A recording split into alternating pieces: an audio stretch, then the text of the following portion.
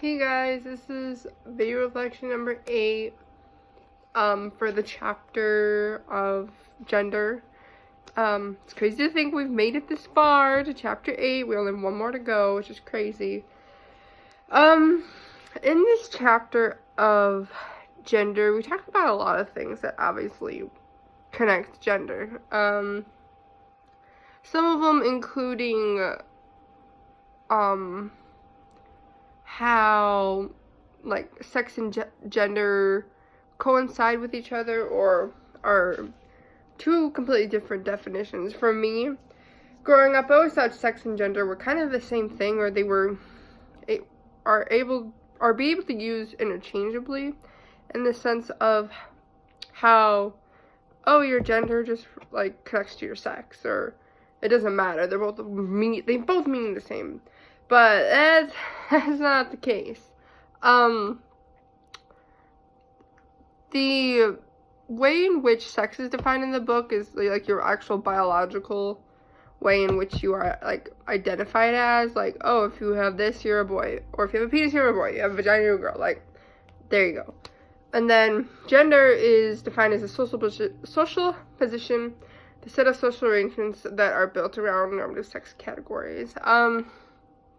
Which is I thought was interesting, like, again, because I always believed that they were able to be used interchangeably, but that's not the case, obviously. And then we kind of go into how there are these set, like, gender norms, or, what's it called, the ways in which each sex is supposed to act, or, like, believe in what a boy is, what a girl is.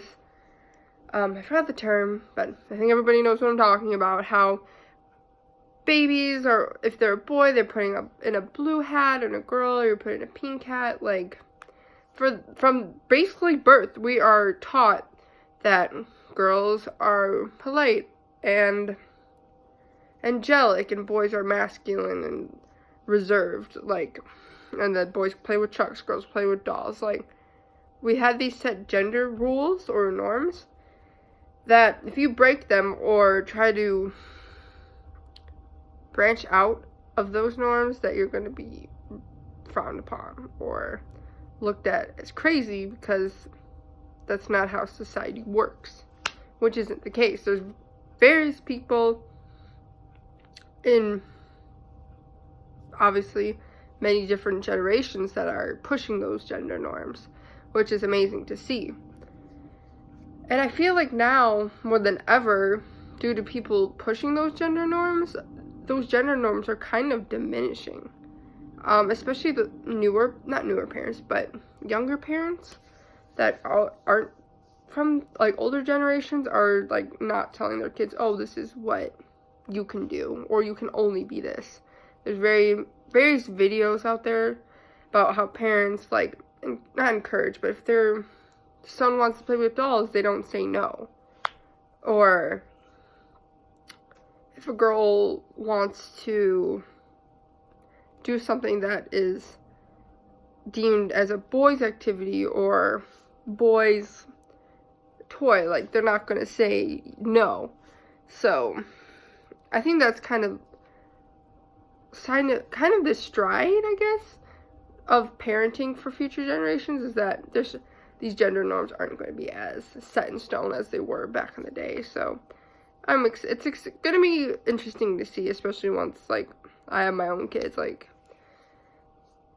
how parents my age around that time are going to be raising their kids.